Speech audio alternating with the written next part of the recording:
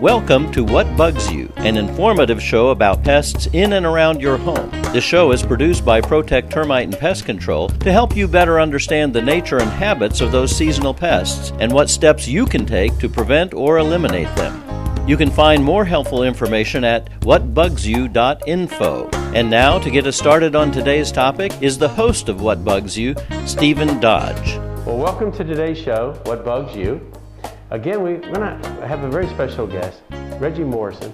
Reggie was with us on our fall pest show that we had. I'm sure you all enjoyed that as well. He kind of is a home inspector who has had the opportunity to show us entry points where pests could get in. Well, today's show is going to be very exciting. We've got 3 important questions that were asked from some of our viewers who wrote in on whatbugsyou.info. And for some of those questions we're going to share with Reggie today. He's going to help us out and with some of our viewers that had questions. Reggie has been in the building business for 25 years, building homes. He's now been a home inspector for about 19 years. He's got 34 years experience in the industry and inspecting homes. So I think we've got ourselves a very good professional expert here to lend us a good hand in some of the things. Actually, about 43 years. 43 years? Yep. Wow. Time flies when you're having a good time. It sure does, I'll tell you. And I know that you've helped a lot of people. And today we're going to help some of our viewers with it. One of the questions that came in from one of our viewers in Vienna, if you're buying a home, what's the true value?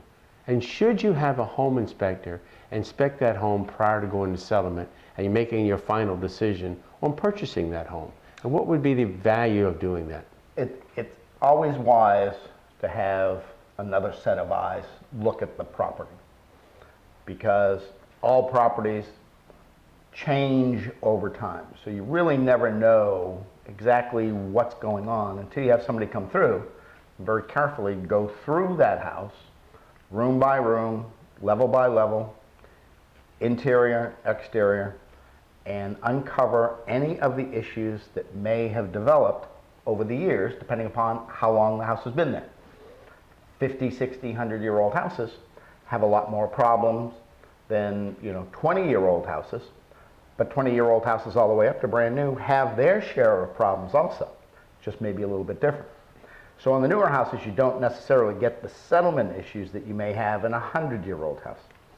So to have a home inspector go through the house before you purchase it is going to give you an education on that house. So as I tell folks, it's not so much the inspection part of the home inspection, it's the knowledge that you're going to attain by having the home inspector go through the house.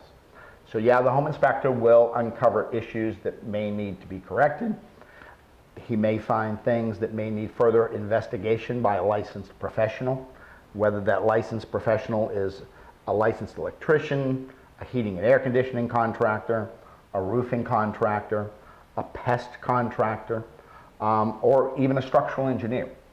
So the homeowner's going to get a good overview of the issues with the house so they can make an educated decision as to whether they want to continue with that purchase, or maybe we may find so many things wrong with that house that they decide that it's too overwhelming and they may not choose to purchase that house, and they may end up going and finding a different house.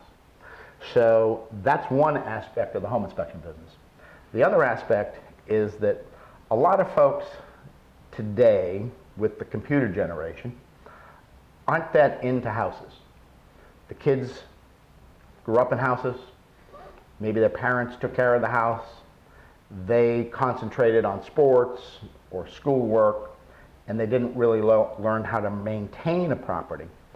So now, when they're at that home buying age, now they can get a home inspection. If they go through with their home inspector, the home inspector can educate them on how to maintain that house, where the filter is for the heating and air conditioning system, how to change that, where to turn off the exterior water faucets when the temperatures get down below freezing, how to know if it's time to replace the roof, how long does a water heater last. So that's the kind of insight that a home inspector can bring to the whole process of purchasing a house. In your case, do most home inspectors give a written report to the buyer so they can review and have that as a matter of record? Absolutely. Every home inspector, and if you are getting a home inspection and the home inspector doesn't have some type of report, you want to find a different home inspector. So I work with a 3-ring binder that's about 2 inches thick, breaks the house down into the 8 different systems categories: the structure of the house, the electric system, heating and air conditioning, plumbing, basement, kitchen, interior and exterior. And when I'm done, the homeowners have a reference manual. So they have all the issues that we found in the house during the inspection listed out with backup information on each one of the issues and how to correct it or how to address it. But it also gives them the maintenance tasks that they need to do, perform in that house to maintain the house. What are some unusual, during your 40-plus years of involved with construction of homes and home inspections, what are some unusual cases that you may have found during a home inspection that kind of really alerted the purchaser, and that and it certainly wouldn't have, because a lot of times when the purchaser is going to buy a home, there's a lot of emotions involved from their standpoint. Absolutely. So their focus is not the same focus that you have, because they're just thinking of all the other, what curtains to put up, Yep. and where the furniture is going to fit. So they're not looking into that deeper look that a home inspector would get. But what are some unique things that you found over the years that would stand out as for the homeowner? Savings. All sorts of issues. You know, every time I think I've seen it all, I find something totally different.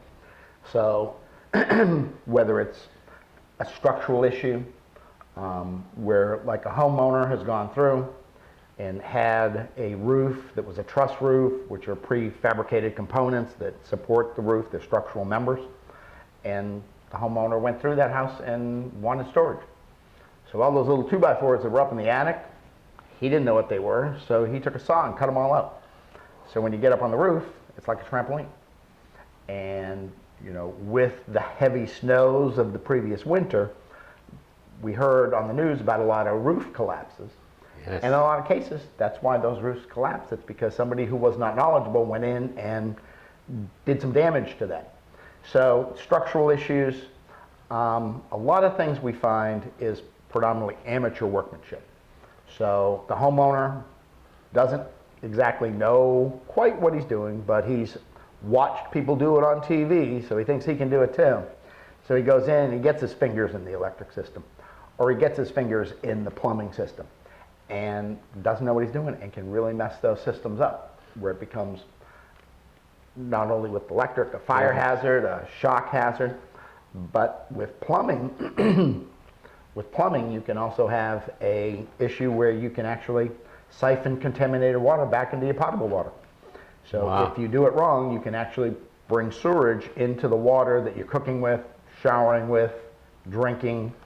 So you got to be careful of those. Well, that's a very good point that you brought to us, Reggie, that the prior homeowner, before you purchase the home, decides to become hairy homeowner and start doing his own work, and none of that work is done by code or any permits. Exactly. So the new buyers coming in, they'd be unaware of any of that. So that's a very good point. Yep. To certainly have a home inspector in purchasing a home. I found other issues that house that I did in the district one time had like 4 fireplaces, and they all had gas logs in each one of the fireplaces. And my client bought the house because he wanted the fireplaces and the gas log.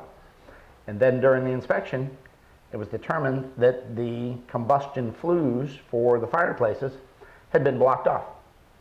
Somebody had taken a piece of plywood, stuffed it up in the flue, put some insulation up there, and 1.5 feet, 18 inches below that was the gas fireplace.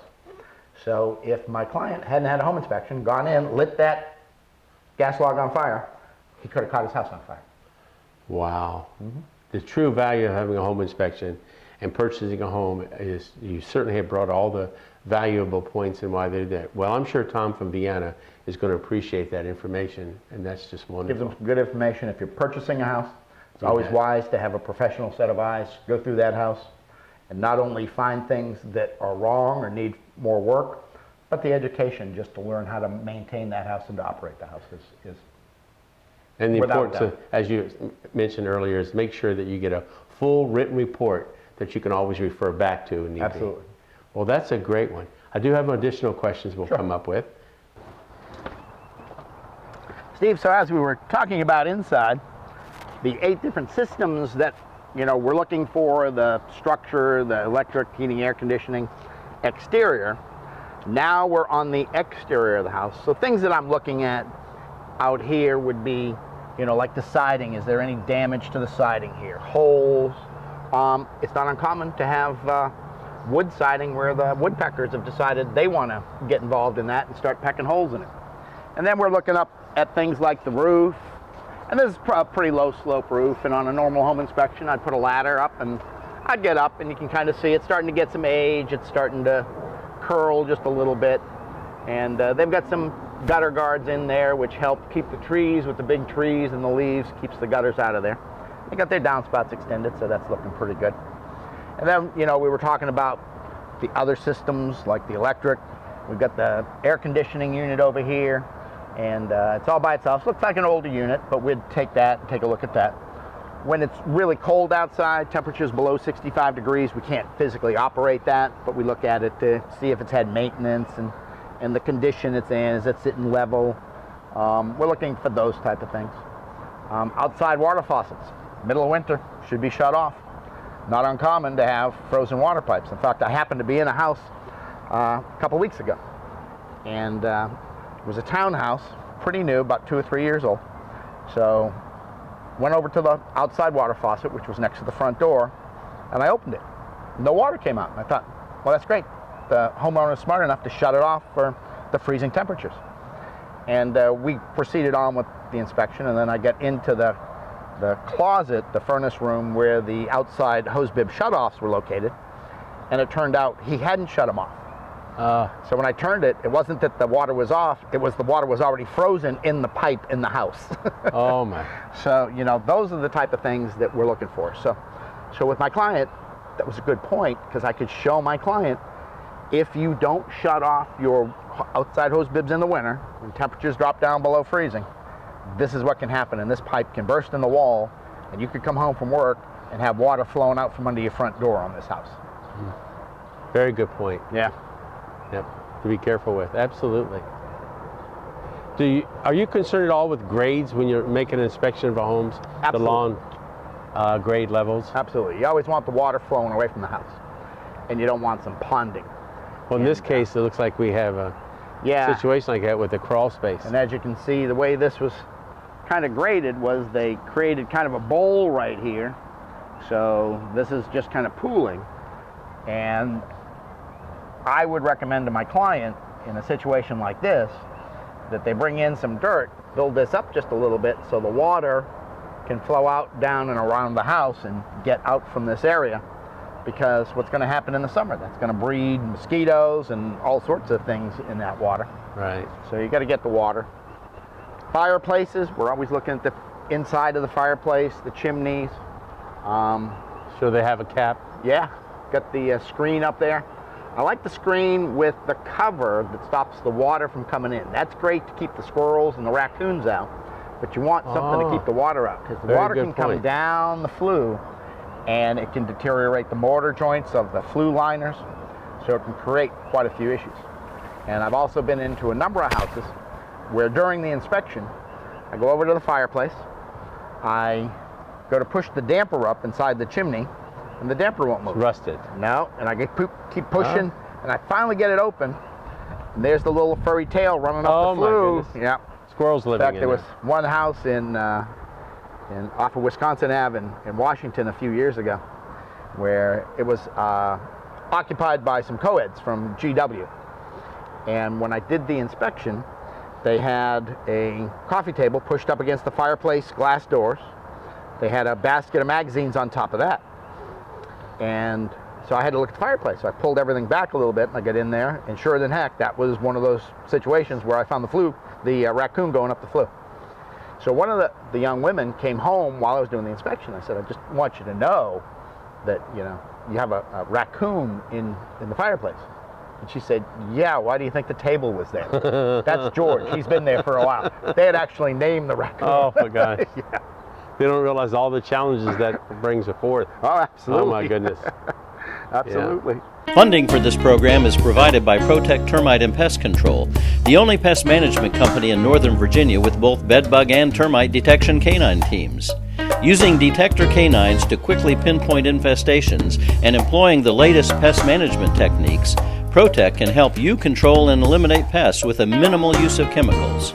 For over 25 years, Northern Virginians have protected their homes and property with Protect Termite and Pest Control. Additional support is provided by Dogtopia, offering open play dog daycare, overnight boarding, and spa services. Convenient live webcams offer a peek into your dog's day and peace of mind that they're having the time of their life with their canine friends and Dogtopia's well-trained, loving staff. Every dog is unique, especially your dog. You can trust your precious canine family member to the loving care of Dogtopia's experienced staff. Find more information about Dogtopia at dogdaycare.com.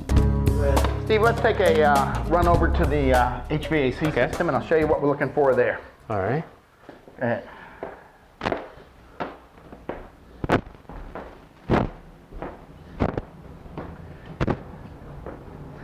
So, this is in this house where the HVAC system is located. And as you can see, this is the return air intake. And in a case like this, I'd be pointing it out to my clients. It's a little on the dirty side, needs a good cleaning. And so then look at that. And then in the closet right here is the actual furnace, combustion flue, and everything. So very important. And what I talk to my clients about is the filter. Because with these filters, they want to make sure they change them whatever the manufacturer of the filter requires. So it could be 30 days, could be 60 days, could be 90 days, but it needs to be changed. That's the most important thing I tell my clients on a regular basis. If they don't change that filter, they can burn out their whole $8,000 furnace system. Whoa. So if this is dirty, it could cost them a lot of money. So a few dollar filter versus $8,000 new furnace. Absolutely. Wow. Yeah. Change that, you're in good shape. This gets clogged, it would be like running this thing without the appropriate temperatures and running the air conditioner without refrigerant, you'd blow the whole thing up. Well, the first thing I'm going to do when I get home is to check mine. Check your filter, very important. Then we're looking at, very critical combustion flues. And in the news, we always hear, in fact, there was one just a couple days ago, people in a house, carbon monoxide poisoning in the morning. And this is always the culprit, this is the combustion flue. So they always got to make sure that this is always intact, that it's always in good shape. How do they do that? They need to make sure that twice a year they have a heating and air conditioning contractor come out and do a thorough assessment, cleaning, and inspection of the system, the flue system, to make sure everything is just the way it's supposed to be. Because if it's not, if this got disconnected, or if it's too close to combustible materials, it could cause a fire. Right. It can leak carbon monoxide.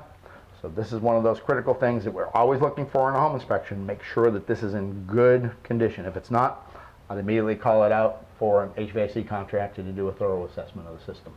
Wow. And we're always looking the way it goes up, because over here on this side, you've got the water heater. And again, just as critical, because you've got a combustion flue coming up here, and you got to make sure they're all in good shape.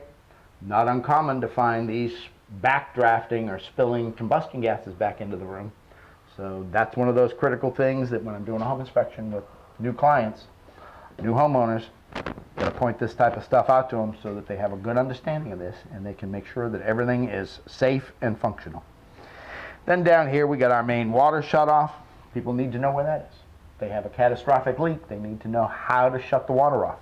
So there's your main water shutoff, your pressure regulator. This one looks like it's had a little leak on it. You can kind of see right there the corrosion on that connector. So I'd point that out to my clients and say, hey, look, you want to get a plumber in here because that, has been leaking. Could start if somebody bumped it, and you could have a catastrophic leak. So that needs to be checked out. So these are some of the things we're looking for with the heating and air conditioning and the appliances for the homeowner. So they know how to maintain them, they know what they should be looking for, and they know the periodic maintenance that each one needs.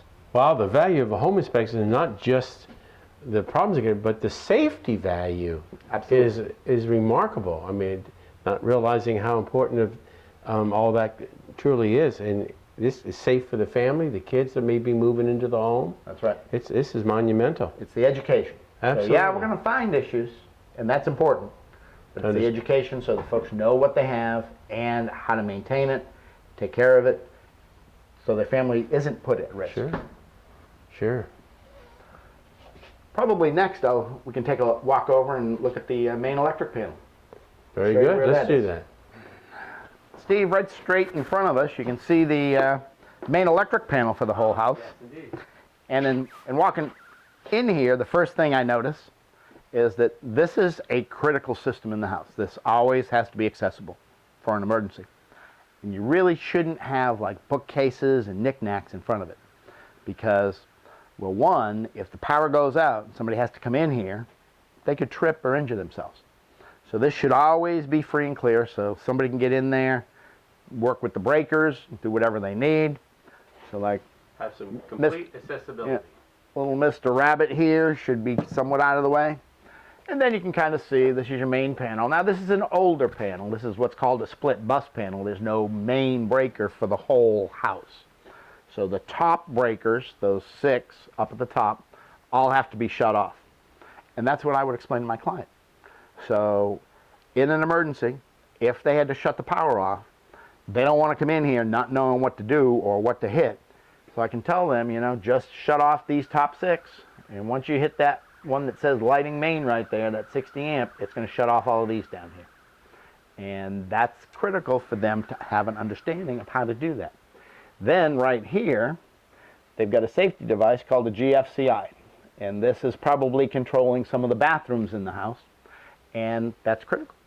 So that is a life-saving device that if an electrical device fell into a sink full of water, that protects people from getting electrocuted. So it's nice for them to know that. But sometimes they can trip and they have to know how to turn that circuit back on, and that's where they would come to do that. So that's the type of thing that we'd be going through the house and explaining to my clients so that they had an understanding of the electric panel, where to shut it off, how to determine where the different circuits go, which breakers control which rooms. So that's a critical component of this property that the homeowners have to know about. Well, you know, Reggie, thanks so much. I know we covered a lot. It was so beneficial, and I'm sure there are visitors in Vienna that wrote in on whatbugsyou.info. And I got another great question from McLean, Virginia. Mm-hmm.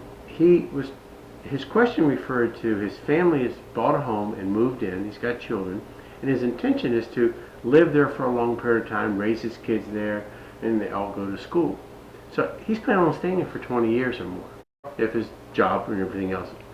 Right. His question is, now that I've purchased, I've got these things, how often, or should you even have a home inspection completed at a later date when you're not even planning on selling it? And what would be the value of doing that? It's always a good idea because, you know, we just did a brief walk through here and showed you the electric panel and the heating and air conditioning and the plumbing and the things that we look for when people are purchasing a house. But when people are in a house, it's highly recommended that every 5 to 6 years that they do have a professional come out and do an assessment of the house. A house is a changing environment. Things are always changing. In this area, we aren't California, but we've had 3 pretty significant earthquakes over the last 10 years. And it has caused damage to houses. I go into a lot of houses that the earthquakes have caused cracks in chimneys, have caused fireplace damage. I've done some inspections in Alexandria on some of the older houses that were built back in the 1800s.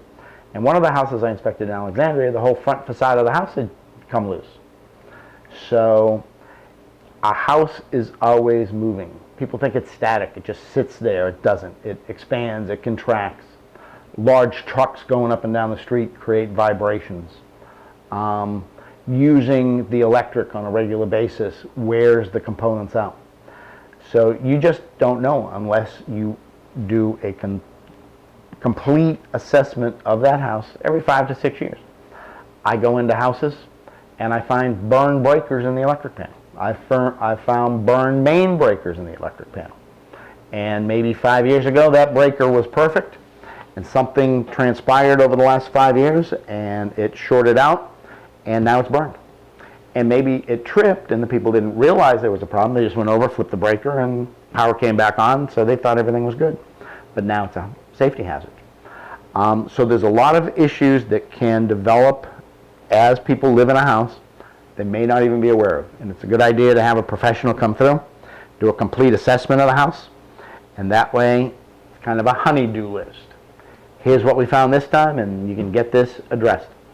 And one of the big things that I find is that some of the contractors are less than professional. So maybe somebody had some work done, and maybe the contractor didn't do it exactly the way he was supposed to. And I have gone into houses where we were talking about bathroom fans, that the owners had the bathroom fan installed, thought the contractor did a great job, but he didn't extend the vent to the exterior of the house. He just put it in the attic. They don't know. They paid him. He went down the road. They thought everything was fine, but it was wrong. Wow. So it's always a good idea to have somebody come through every 5-6 years, just do a little overview. That way they can get things taken care of and have a nice, safe environment to raise their kids in. They don't have to worry about the smoke detector going off at 3 o'clock in the morning when they find out that that electric short developed and the house is on fire. Or the ambulance shows up because nobody woke up in the morning because of the carbon monoxide. Well, I assume this is probably the perfect analogy of we certainly go to the doctors for checkup.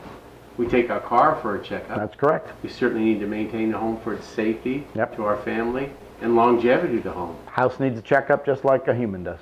And then also, I guess that protects the value or the asset that you want to have in later years when you go to retire and you want to sell the home. Absolutely. You want to make sure that it's in the top shape to get the highest value. Yep. Well, that's some great advice. Absolutely. Really some great advice. Good.